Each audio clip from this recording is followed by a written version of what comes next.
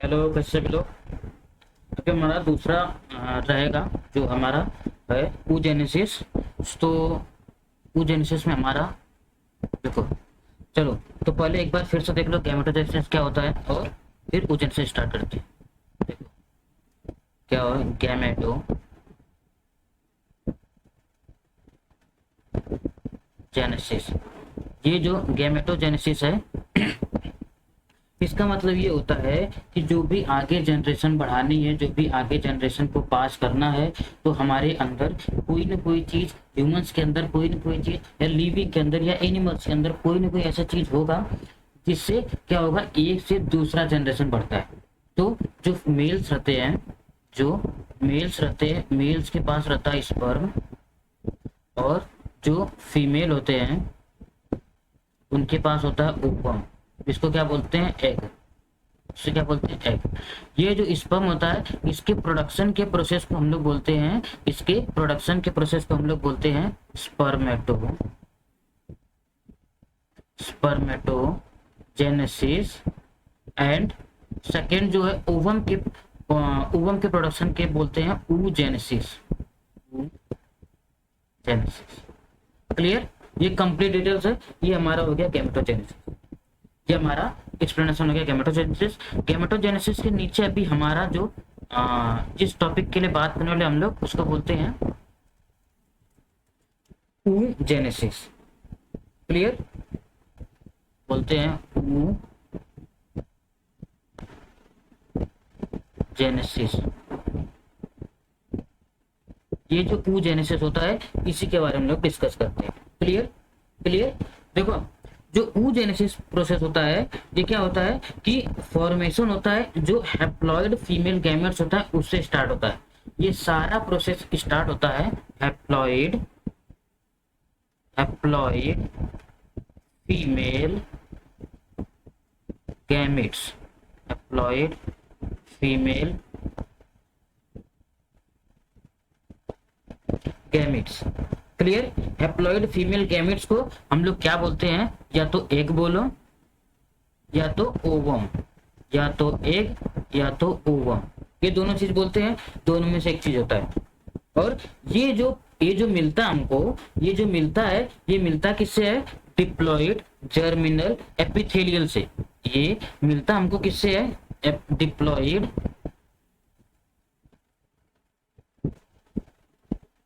Germinal epithelium.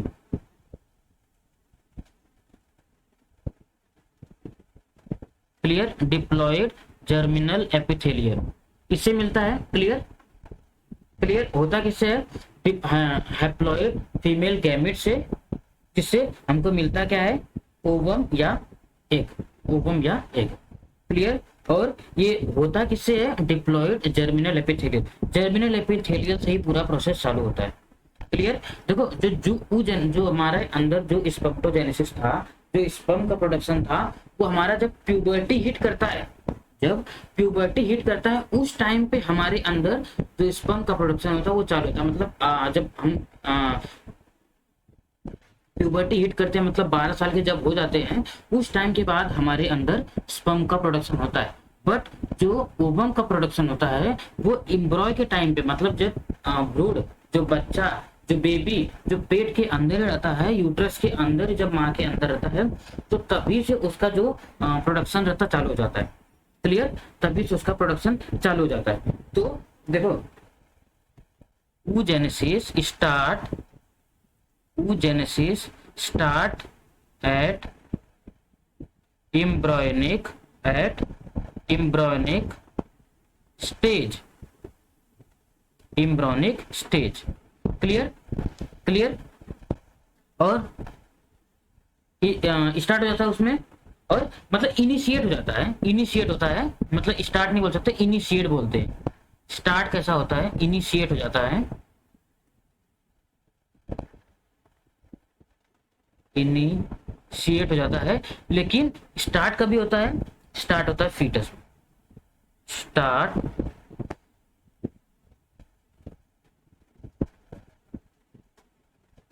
Eight start at foetus. Clear. देखो जो oogenesis का प्रोडक्शन होता है जो फीटस के अंदर जो फीटस के अंदर जो भ्रूण में ही जब चालू होता है, तो उस जो कब चालू होता है, जब प्रेगनेंसी का 6 to 7 वीक होता है, जब 6 to 7 वीक होता है प्रेगनेंसी का, उसी में oogenesis स्टार्ट होता है, oogenesis स्टार्ट हो जाता है। क्लियर। और ये क्या होता है कि जब 20 वीक्स तक जाता है, ये 7 वीक्स तक, 6 to 7 वीक तक तो स्टार्ट हो गया, लेकिन जैसे ही 20 वीक तक ये जाएगा प्रेगनेंसी, तब उस टाइम पे जो इसका नंबर ऑफ उगोनिया, मतलब जो स्टेम सेल्स होते हैं, स्पर्म नहीं बोल, और ये सॉरी ओवम नहीं बोल सकते, जो स्टेम सेल, जो मतलब अभी बाद में प्यूबर्टी के बाद जब ओवम को बनाएंगे, उस टाइम पे उनका लगभग कितना 8 मिलियन उगोनिया या स्टेम सेल्स बन गए रहते हैं। कितना? सिर्फ 20 वीक में, सिर्फ 20 वीक में। क्लियर। मतलब कि 5वां महीना में, 5th मंथ में ही, अभी बेबी कैसा पेट में है, तो उस टाइम पे 5वां महीना जब चल रहा है, उसी टाइम पे 8 मिलियन स्पर्म और इस 8 मिलियन स्टेम सेल जो क्या होते हैं, डेवलप हो गए रहते हैं। क्लियर। 8 मिलियन मतलब हो गया हमारे 80 लाख, 80 लाख कितना डेवलप हो गए स्टेम सेल्स। अब यही स्टेम सेल्स क्या बनाएंगे? ओवम। प्यूबर्टी के बाद, ठीक है, प्यूबर्टी के बाद क्या बनाएंगे? ओवम बनाएंगे। क्लियर। देखो अब ये हो गया, जैसे ही अभी 6 to 7 में कितना था, 6 to 7 के बाद 6 to 7 वीक में स्टार्ट हुआ, और 20 वीक तक जाते जाते मतलब कितना लगभग 13 वीक में ही, 13 वीक में, 14 वीक में कितना बना दिया? 8 मिलियन स्टेम सेल्स बना दिया। क्लियर। अब जैसे बर्थ होगा, एट बर्थ टाइम ये जो 8 मिलियन था स्टेम सेल्स, ये स्टेम सेल्स कितना हो जाएगा? 2 मिलियन, क्योंकि अभी बहुत ज्यादा बनते हैं, बहुत ज्यादा बन गए अभी, लेकिन ये क्या हो जाएगा? हल्के से थोड़े से मर जाएंगे। थोड़े से क्या मतलब, बहुत सारे मर जाते हैं, 80% तक मर जाते हैं, 80% तक मर जाते हैं। तो कितने बचे? 2 मिलियन, मतलब 20 लाख तक बचे। अब देखो बर्थ के टाइम पे हो गए, बर्थ के बाद जो 12 साल का टाइम होता है, जो प्यूबर्टी को हिट करते हैं, तो एट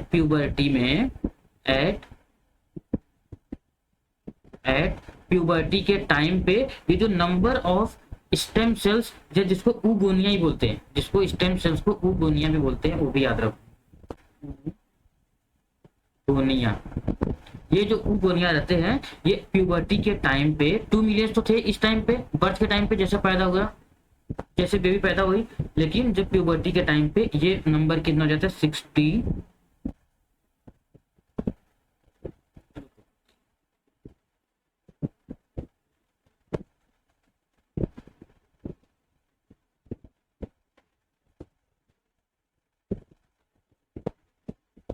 कितना हो जाएगा? 60,000 to 80,000, 60,000 to 80,000। क्लियर। 80,000 उगोनिया हो जाएंगे कभी प्यूबर्टी के टाइम पे, क्लियर। अब देखो उसके बाद ही क्या होता हमारा, जो प्यूबर्टी के बाद हमारा जो प्रोसेस होता है, जो प्रोडक्शन होता है, ये चालू होता है, वो चालू था। अब देखो फिर से एक बार देख लेता हूँ। देखो इम्ब्रायोनिक स्टेज में ही बनने को रेडी हो जाते हैं क्या? उगोनिया या स्टेम सेल्स, गोनिया या stem cells. Clear. उगोनिया stem cells हो गए, और इसका जब प्रोडक्शन, इसका मैन्युफैक्चरिंग जो भी है, वो कब चालू हो जाएगा? फीटस में। कब चालू हो जाएगा दोस्तों? फीटस में। जैसे फीटस में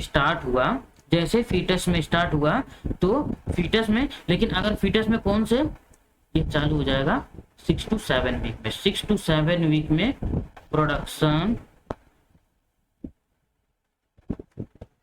ऑफ ओवम स्टार्ट हो जाएगा, प्रोडक्शन ऑफ ओवम स्टार्ट हो गया। जैसे स्टार्ट हुआ तो 20 वीक्स तक जाते जाते, मतलब कितना वीक का बीच में गैप मिला? लगभग 13 वीक, इस 13 वीक में क्या हो जाएगा? ये जो ये कितना हो जाएगा 8 मिलियंस स्टेम सेल्स या ऊगोनिया, जिसको क्या बोलते हैं 80 लाख। 80 लाख तक हो गए, 80 लाख तक होगा। जब ये 80 लाख तक हो गए तो बर्थ के टाइम पे जैसे बेबी 9 मंथ के बाद जैसे ही उसका जन्म होगा तो क्या हो जाएगा, ये 20 लाख मतलब 2 मिलियन तक लगभग ये ऊगोनिया ये स्टेम सेल्स रह जाते हैं, रिमेनिंग रह जाते हैं।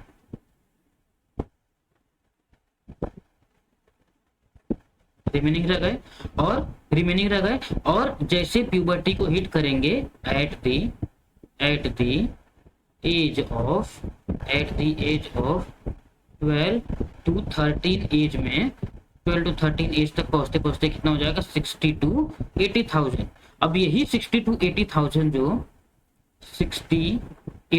जो यही क्या है ऊगोनिया, यही जब खत्म हो जाते हैं तो जिसको बोलते हैं मेनोपॉज, इसको क्या बोलते हैं मेनोपॉज। ये मेनोपॉज कभी आता है, अप्रोक्सीमेटली 50 ईयर्स में आता है, लेकिन अगर कंपेयर करो जो अगर स्पर्म की बात करूं तो स्पर्म का जो प्रोडक्शन होता है वो लाइफ टाइम तक चलता रहता है। मतलब अगर किसी आदमी की अगर एज अगर 90 ईयर्स 100 ईयर्स तक है तो उनको 100 ईयर्स तक उनको स्पर्म बनते रहेगा, लेकिन जो उसकी क्वालिटी रहेगी जो उसकी क्वांटिटी रहेगी वो कम हो जाएगी, क्वालिटी और क्वांटिटी कम हो जाएगी, बट उसका सेम एज इट इज क्या मतलब प्रोडक्शन होते रहेगा। लेकिन एज कंपेयर टू अगर वुमेन्स की बात करूं तो उनके अंदर मेनोपॉज आ जाएगा, मतलब जो ऊगोनिया था जो स्टेम सेल्स था वो कम हो जाता है, इसके लिए उनको ये मतलब ये डेवलपमेंट नहीं होता है, इसके लिए उनको बोलते हैं मेनोपॉज, इसके लिए क्या बोलते हैं मेनोपॉज। क्लियर, ये हो गया बर्थ के पहले का। अब आते हम लोग बर्थ के बाद पे, बर्थ के बाद में क्या होता है वो पहले देखो। अभी यहाँ तक हम लोग देख लिए, अब क्या होता है कि इसके बाद मैंने क्या बोला था कि हम लोगों ने जब स्पर्मेटोजेनेसिस देख रहा था, स्पर्मेटोजेनेसिस में हम लोगों ने क्या देखा था कि जो एफएस था, एफएस मतलब जो गोनाडोट्रोपिक रिलीजिंग हार्मोन जो था, गोनाडोट्रोपिन्स रिलीजिंग हार्मोन, ये क्या सीक्रेट करेगा एफएसएच, ये क्या करेगा एफएसएच, कभी प्यूबर्टी में जैसे प्यूबर्टी में एफएसएच सीक्रेट करेगा। जो ये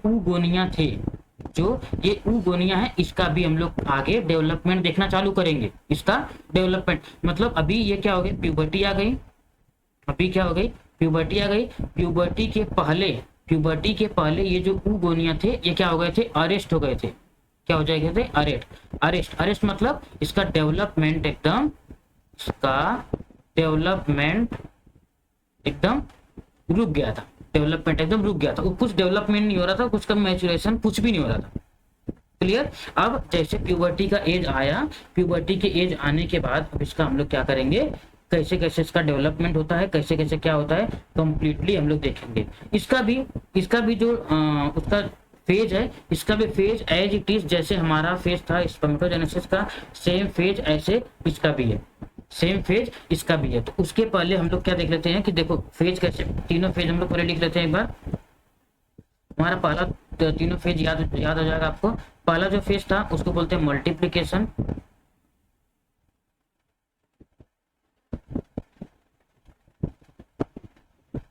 जो पहला फेज है मल्टीप्लिकेशन फेज,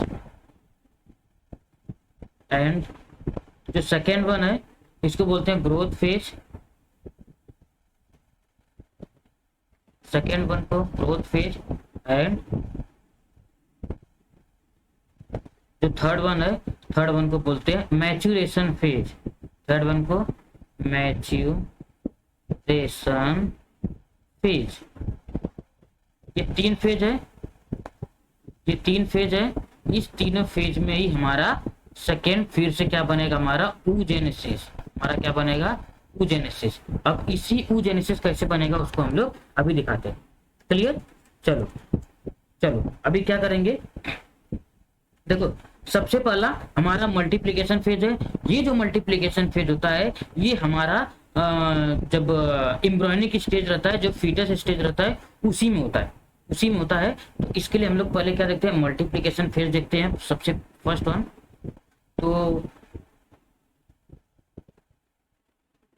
तो पहले मैंने क्या बोला था, पहले हम प्राइमरी जर्मिनल सेल्स ले लेते हैं, इसको भी ऐसे बीच में भर देते हैं, इसको बोलते हैं प्राइमरी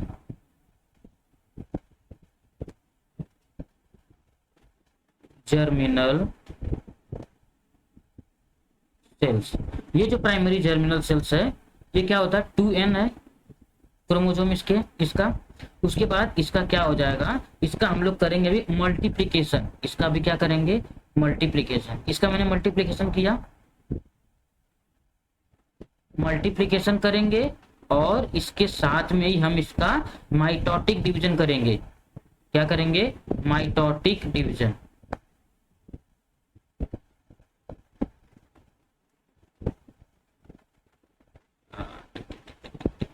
एकदम सेम जैसे हमारा स्पर्म था, जैसे स्पर्म बन रहा था, सेम ऐसे ये भी बनेगा।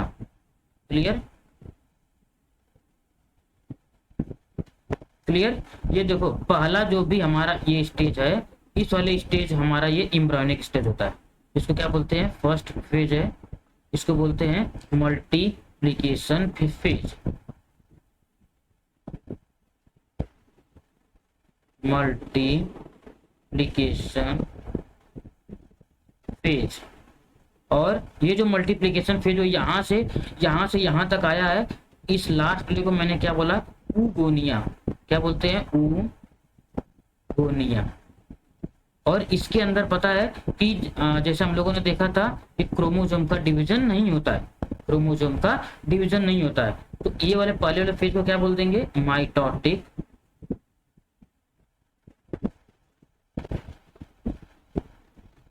डिवीजन। ये हो गया माइटोटिक डिवीजन।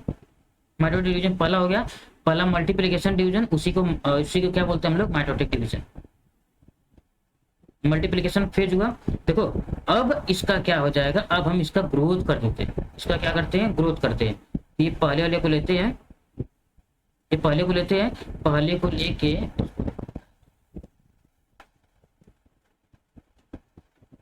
ये पहले को लेके हम लोग क्या करते हैं, पहले इसका ग्रोथ कर देते हैं। थोड़ा सा इसको मैंने इसलिए बड़ा बनाया है, इसका ग्रोथ कर दो, अभी हल्का सा ये बड़ा दिखा दो, ये अच्छा दिखा। जब ये देखो ऊगोनिया था, तो मैंने इसको क्या कर दिया, अभी ग्रोथ फेज कर दिया। यहाँ से यहाँ इसको ऐसा दिखा देगा, अच्छा लगेगा। इसको लिख दो ग्रोथ फेज। ये जो ग्रोथ फेज है, ये कौन सा हो गया, सेकेंड। ये क्या हो गया, सेकेंड वन है ग्रोथ फेज। तो इस वाला जो बना है ऊगोनिया था, ऊगोनिया से इसका अगर डेवलपमेंट, इसका ग्रोथ हुआ है, तो ग्रोथ वाले को बोलते हैं प्राइमरी oocyte। क्या बोलते हैं, प्राइमरी oocyte। देखो ये वाला जो था ना, ये एम्ब्रियोनिक स्टेज में हुआ है, इसको याद रखना, एम्ब्रियोनिक स्टेज में हुआ है। अब बाकी चीजें जो हो रही है, ये चीजें जो ग्रोथ हो रहा है, अभी मैंने बोला ना कि वो अरेस्ट हुआ था, यहाँ तक क्या था, यहाँ तक ये था एकदम अरेस्ट था, मतलब इसका जो डेवलपमेंट था, कुछ भी था, सब रुका हुआ था। अभी इसका डेवलपमेंट क्या हो जाएगा, आगे ग्रोथ हम लोग किए तो ग्रोथ जब करते हैं तो इसको बोलते हैं, जब ग्रोथ कर दिए तो ग्रोथ वाले को बोलते हैं प्राइमरी oocyte, जिसका क्रोमोसोम 2n रहेगा, जिसका क्रोमोसोम 2n रहेगा। क्लियर, इसका क्रोमोसोम क्या हो जाएगा, 2n रहेगा। प्राइमरी oocyte है। फिर से इसका हम लोग क्या करेंगे, इसका फर्स्ट मियोसिस करेंगे, हम लोगों ने इसमें किया था। इसका सबसे पहले हम लोगों ने क्या करेंगे, इधर मियोसिस।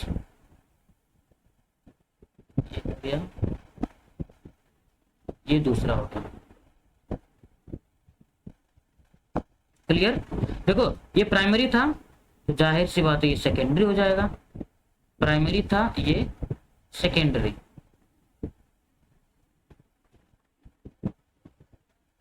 Secondary oocyte। देखो मैंने क्या बोला था, अगर पहला, देखो ये क्या था हमारा, ये था माइटोटिक, ये हमारा क्या है, मियोसिस। लिख लो मियोसिस फर्स्ट। अगर मियोसिस फर्स्ट कर रहे हैं तो जो क्रोमोसोम रहेगा क्या हो जाएगा, आधा। क्रोमोसोम क्या हो जाएगा, आधा हो जाएगा, तो n हो गया। तो देखो सॉरी मैंने क्या किया बताया, इधर ना ये सेकेंडरी हो गया और इसको पोलर बॉडी बना लेता हूँ। इसको थोड़ा सा छोटा बनाओ तो आपको समझेगा। देखो जो पोलर बॉडी ना, एक तो हमारा ओवम बनता है और दूसरा मैंने बनाना भूल गया, ये देखो दूसरा पोलर बॉडी बनती है, पोलर बॉडी, पोलर बॉडी बनती है। क्लियर? एक हमारा क्या बन गया, सेकेंडरी ऊसाइड बन गया और एक हमारा पोलर बॉडी बना। क्लियर? अब इस पोलर बॉडी से, इस पोलर बॉडी को मैं साइड में लिखता हूँ क्योंकि अपने को नीचे भी और करना ना, पोलर बॉडी को बाद में लिखता हूँ, इसको लिख दो polar body, polar body. Clear? ये हमारा पोलर बॉडी हो गया। अब इस पोलर बॉडी से अगर पोलर बॉडी बना रहे हो तो पोलर बॉडी बनेगा। इसको पहले पोलर बॉडी बना तो छोटा छोटा, पोलर बॉडी मतलब वेस्ट हो गया, पोलर बॉडी मतलब वेस्ट हो गया। क्लियर? देखो अब फिर से मैं इसका एक और बार क्या करता हूँ, मियोसिस, इसका एक बार करता हूँ मियोसिस।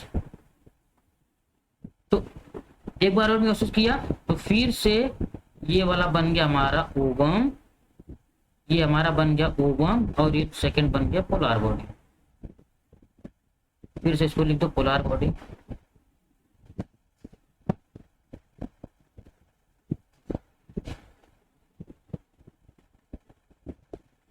तो कंफ्यूजन ना, इसलिए मैंने पूरे को लिख दिया पोलर बॉडी। और ये हमारा हो गया ओवम, ये हमारा हो गया ओवम। देखो ये वाला जो फेस था, ये वाला जो फेस था, इस वाले फेस को मैं पूरा लिख देता हूँ पहले।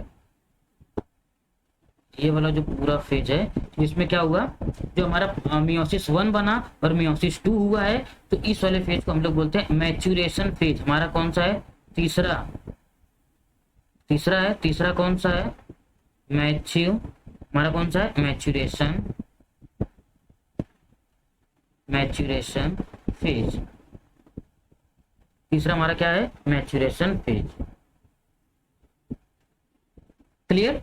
ये जो मैच्यूरेशन फेज हमारा पोलर बॉडी, एक पोलर बॉडी, 2 3 4 बाकी पोलर बॉडी, एक गोनियम से, अरे एक ऊगोनिया से क्या बनेगा, या एक प्राइमरी ऊ साइड से 3 पोलर बॉडी, ऊगोनिया है, एक ऊगोनिया है, इससे पोलर बॉडी और ओवम। जो पोलर बॉडी कितना,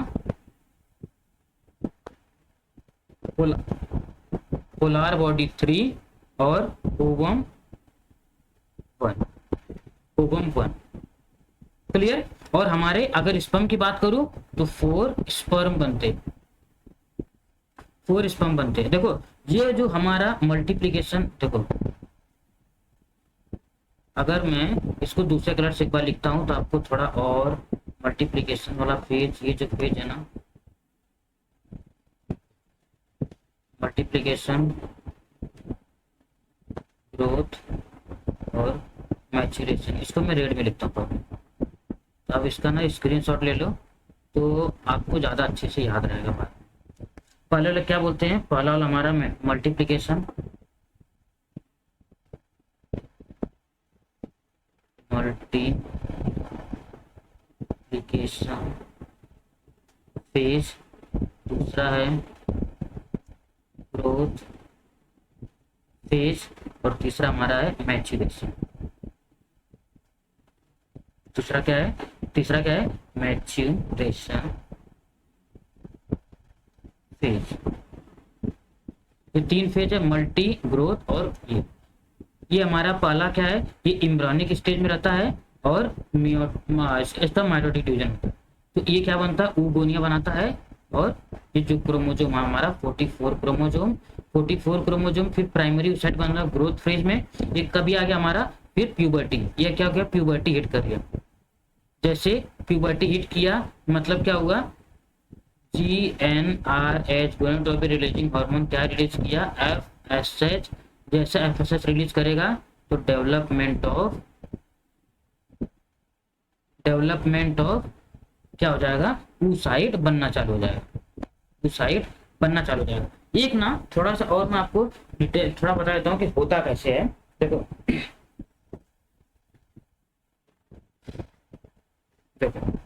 एक बार और मैं बता देता हूँ। ये हो गया, जैसे ही ये पूरा डेवलप हो जाए, जैसे सेकेंडरी oocyte बना, सेकेंडरी oocyte बनने के बाद, सेकेंडरी oocyte या सेकेंडरी फॉलिकल बनने के बाद होता क्या पता है, ये ना होता है ग्राफियन फॉलिकल्स, ये होता है ग्राफियन फॉलिकल्स। इसी ग्राफियन फॉलिकल्स में हमारा ओवम बनता है, इसी ग्राफियन फॉलिकल्स में ओवम बनता है, ओवम ऐसे पूरा अटैच रहता है इससे, इसको बोलते हैं ग्राफियन फॉलिकल्स।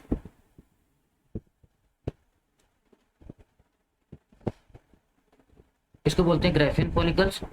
क्लियर। ये जो ग्राफियन फॉलिकल्स रहता है, ये तो रुको एक ना आपको डायग्राम बना के दिखाता हूँ ग्राफियन फॉलिकल। अब देखो सेकेंडरी जो oocyte हम लोगों ने देखा था ना, जहां हमारे खत्म हुआ, अब देखो ग्राफियन फॉलिकल्स दिखता कैसा है वो पहले देखो। क्लियर। देखो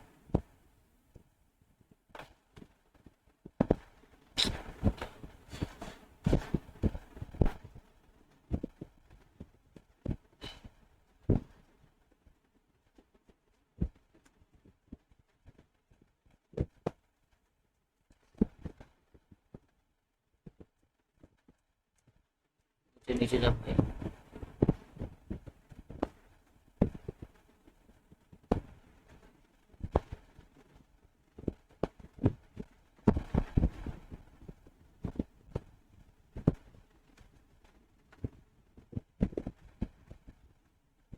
देखो, तो ग्राफियन फॉलिकल ज्यादा मत देखो, इतना समझ लो। देखो ग्राफियन फॉलिकल कैसा रहता है, ग्राफियन फॉलिकल कैसा रहता है कि ज्यादा डिटेल में नहीं जाऊंगा मैं। ग्राफियन फॉलिकल एक ऊपर ना क्या हो जाता है, ये देखो दो एक ऐसे लाइन रहती है, दो इंटरनल होता है, एक को बोलते हैं थीका, एक को बोलते हैं थीका एक्सटर्ना, और उसके जस्ट नीचे वाले को बोलते हैं theca interna, theca interna. Clear. और ये वाला जो लाइन रहती है, इस वाले लाइन को बोलते हैं हम लोग, इस वाले लाइन को बोलते हैं बेसमेंट मेम्ब्रेन, बेसमेंट मेम्ब्रेन। ये जो बेसमेंट मेम्ब्रेन होता है, ये जो बेसमेंट मेम्ब्रेन होता है, बेसमेंट मेम्ब्रेन के फिर नीचे एक और ऐसे लेयर प्रेजेंट होती है, इस लेयर को बोलते हैं हम लोग ग्रेन्युलोसा सेल, इसको बोलते हैं ग्रेन्युलोसा सेल।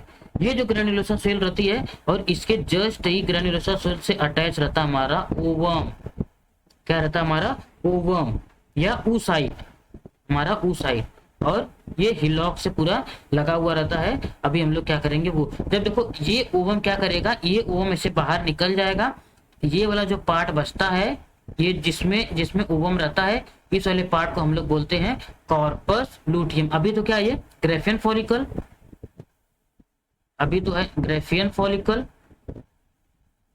जैसे ही यहां से निकल गया, तो ये जो पीछे जो छोड़ा है उसको बोलते हैं कॉर्पस लूटियम, कॉर्पस लूटियम। और यही कॉर्पस लूटियम बाद में क्या बन जाएगा, corpus albicans, corpus albicans. Clear. I hope you understood मैं क्या बोल रहा हूँ, कॉर्पस लूटियम से कॉर्पस एल्बिकन्स बन जाएगा। क्लियर। अब देखो हम लोग क्या थोड़ा ओवम का थोड़ा डायग्राम देख लेते हैं, एकदम सिंपल सा डायग्राम है, फटाफट हम लोग खत्म कर लेते हैं। ओवम का डायग्राम देख लेते हैं, इसको इरेज मत करो।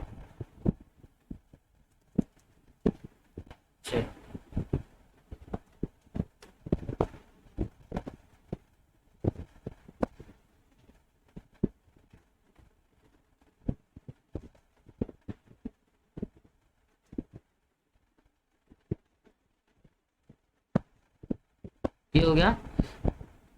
चलो देखो ये वाला जो पार्ट हम लोगों ने बनाया है, इसको बोलते हैं विटलाइन, इसको बोलते हैं विटलाइन मेम्ब्रेन, इसको क्या बोलते हैं, विटलाइन मेम्ब्रेन। नीचे लिखता हूँ स्ट्रक्चर ऑफ ओवम,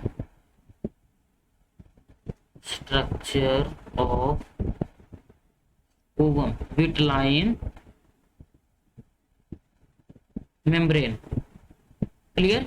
इसके जस्ट ऊपर प्रेजेंट होता है, इसके जस्ट ऊपर एक और लाइन प्रेजेंट होती है, उसका परिणाम लिख लेता हूं मैं, एक उसको ना दूसरे कलर से बनाता हूँ, नहीं तो विटलाइन मेम्ब्रेन ही है ना, तो उसको भी बनाता हूँ। ये पोलार बॉडी को रखने के लिए बनाया हुआ रहता है,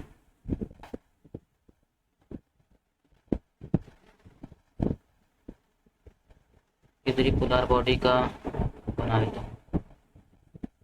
जो मैं आपको दिखा रहा था ना पोलर बॉडी जो वेस्टेज है कैसा दिखता है देख लो, कहाँ रहता है वो भी देख लो।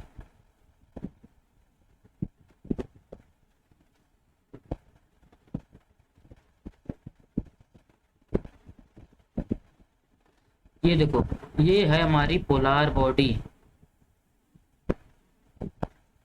ये है हमारी पोलर बॉडी। क्लियर, ये हमारी polar body. Clear, polar body और उसके जस्ट नीचे हमारा है न्यूक्लियस है। ये हमारा हो गया न्यूक्लियस, इसका भी नाम लिख लो। और ये हो गया पोलर बॉडी।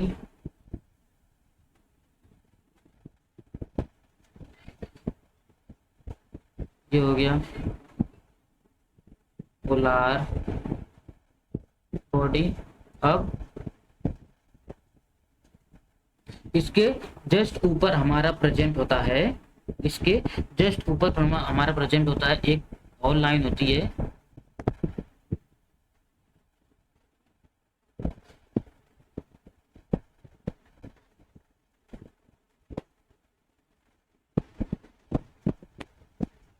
जिसको बोलते हैं जोना, जिसको बोलते हैं जोना पेलिसिडा। इसे क्या बोलते हैं? Zona pellucida.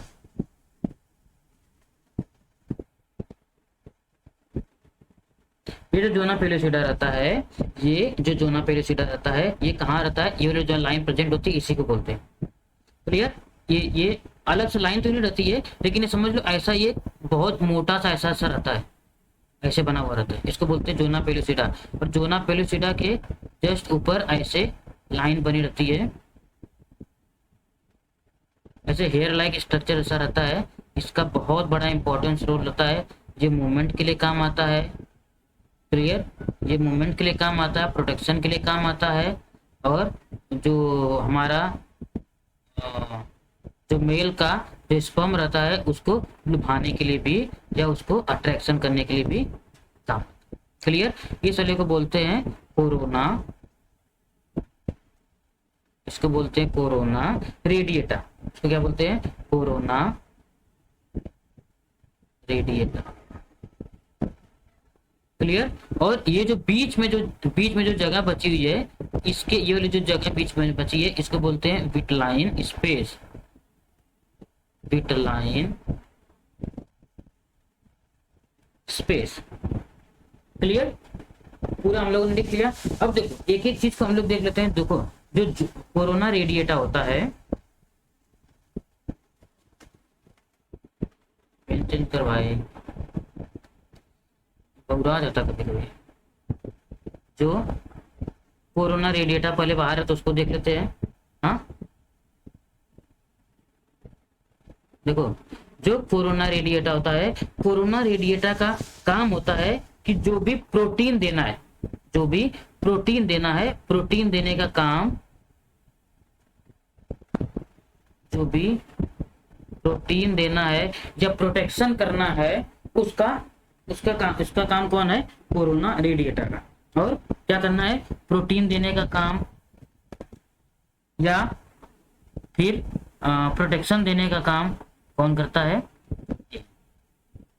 प्रोटेक्शन देने का काम, प्रोटीन देने का काम, मतलब वाइटल प्रोटीन हो गया या प्रोटेक्शन हो गया, देने का काम कौन करता है? Corona radiata. उसके जस्ट नीचे प्रेजेंट होता है जोना पेलिसिडा, जोना पेलिसिडा।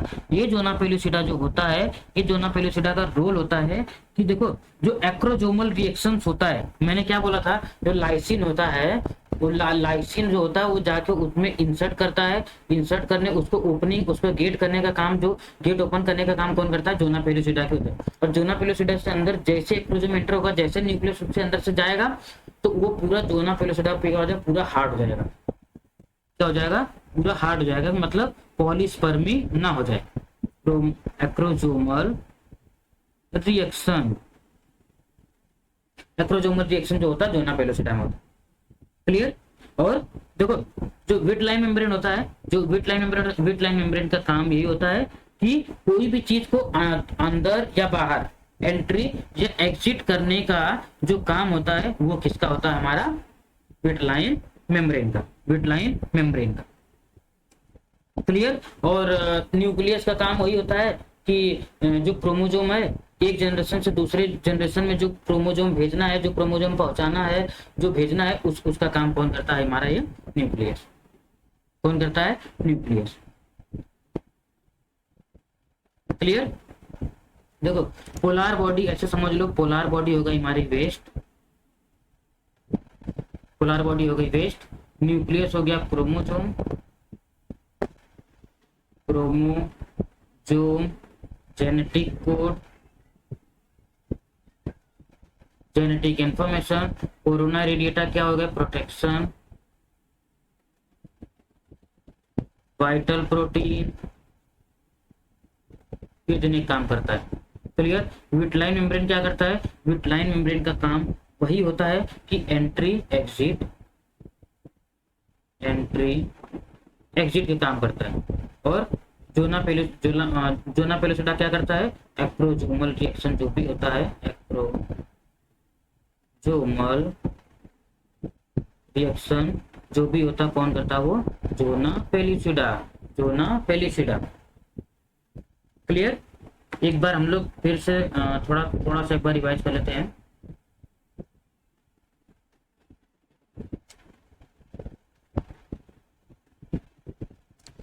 बहुत रुक रुक के चल रहा है, क्या हो गया भाई तेरे को।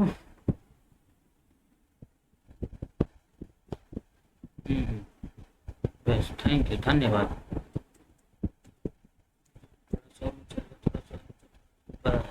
देखो क्या होता है, इनिशिएट होता है मतलब ऊगोनिया, ऊजेनेसिस, ये जो ऊगोनिया बनने का काम कभी स्टार्ट होता है, हमारा एम्ब्रियोनिक स्टेज में होता है। एम्ब्रियोनिक स्टेज मतलब जब भ्रूण या बच्चा जब पेट में रहता है उसी टाइम पे होता है।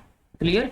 और इसका प्रोडक्शन, इसका कब बनने चालू होता है, ये होता है चालू होता है हमारा, कब होता है, फीटस में। कब होता है, फीटस में। और फीटस के कौन से स्टेज में, कौन से वीक में, 6 to 7 वीक में। और 13 वीक बीतते बीतते मतलब 20 वीक आते आते ये कितना हो जाता है, 8 मिलियंस मतलब 80 लाख तक हो जाता है। क्या होता है, स्टेम सेल्स। स्टेम सेल्स ये रख लो कि स्टेम सेल्स अगर है, स्टेम सेल्स जेरोक्स करने का काम करता है। जेरोक्स करने का काम कौन करता है, स्टेम सेल्स। स्टेम सेल्स बन गया। ये स्टेम सेल्स अभी बर्थ के टाइम पे ऊगोनिया जो बनाया हुआ है वो 2 मिलियन तक हो जाएगा। कितना हो जाएगा, 2 मिलियन। ये जो 2 मिलियन होता है, ये 2 मिलियन मतलब 20 लाख हो गया, तो रिमेनिंग कितना बच गया। देखो ये हुआ। अभी देखो उसके बाद जब प्यूबर्टी आता है, जैसे प्यूबर्टी आता है, प्यूबर्टी के टाइम पे क्या बच गया, सिर्फ और सिर्फ 60 to 80,000। कितना था एम्ब्रियोनिक स्टेज में, कितना था, सॉरी फीटस में कितना था, फीटस में था 80 मिलियन, अरे सॉरी 8 मिलियन, 80 लाख तक था। और ये कम होते होते होते थे प्यूबर्टी के टाइम तक कितना हो गया, सिर्फ 2 मिलियन। और प्यूबर्टी आते आते कितना हो गया, प्यूबर्टी आते आते 60 to 80,000 हो गया। क्लियर। और ये कंप्लीट स्टेज जो होता है, जो कंप्लीट प्रोसेस होता है, ये कंप्लीट प्रोसेस जो होता है वो किसमें होता है, हमारा किसमें होता है, मल्टीप्लिकेशन। ये कंप्लीट जो होता है इसमें होता है मल्टीप्लिकेशन में, मल्टीप्लिकेशन फेज। ये किसमें होता है, मल्टीप्लिकेशन फेज में। क्लियर। मल्टीप्लिकेशन फेज में हुआ। मल्टीप्लिकेशन फेज मतलब यहां तक मल्टीप्लिकेशन फेज खत्म हुआ था, यहां तक। अब इसके बाद प्यूबर्टी के टाइम पे ग्रोथ फेज चालू होगा। क्या चालू हो जाएगा, ग्रोथ फेज। जैसे प्यूबर्टी के टाइम पे ग्रोथ फेज चालू होगा तो अब क्या हो जाएगा कि हमारा जो गोनेडोट्रोपिक रिलीजिंग हार्मोन है वो सिक्रेट करेगा एफएसएच। कहाँ सिक्रेट होता है एफएसएच, ये एफएसएच कहाँ सिक्रेट होगा, हमारा पिट्यूटरी ग्लैंड, एंटीरियर पिट्यूटरी से, एंटीरियर पिट्यूटरी ग्लैंड से सिक्रेट होगा एफएसएच। ये एफएसएच क्या करेगा कि जो हमारा ऊ साइट है, जो हमारा ऊ साइट है या जो हमारा ऊगोनिया है उसी को क्या करेगा, डेवलप करेगा। क्या कर देगा, उसको डेवलप कर देगा। डेवलप करने के बाद उसको क्या हो जाएगा, फिर उधर ही से फिर यही रिलीज करेगा LH, जिसको बोलते हैं ल्यूटिनाइजिंग हार्मोन, जिसको बोलते हैं ल्यूटिनाइजिंग हार्मोन, जिसको LH बोलते हैं। ये क्या रिलीज कराने में, जो हमारा ओवम है उसको रिलीज करें। कहाँ से, ग्राफियन फॉलिकल से। कहाँ से, ग्राफियन फॉलिकल से। ग्राफियन फॉलिकल से रिलीज करने के लिए कौन हेल्प करेगा, LH। और डेवलपमेंट के लिए क्या करेगा, FSH। डेवलपमेंट के लिए FSH और रिलीज के लिए LH। क्लियर। उसके बाद बनते बनते एक ऊगोनिया से 3 पोलर बॉडी और एक ओवम बनता है। Clear. I hope you understood and see you in the next class. Thank you.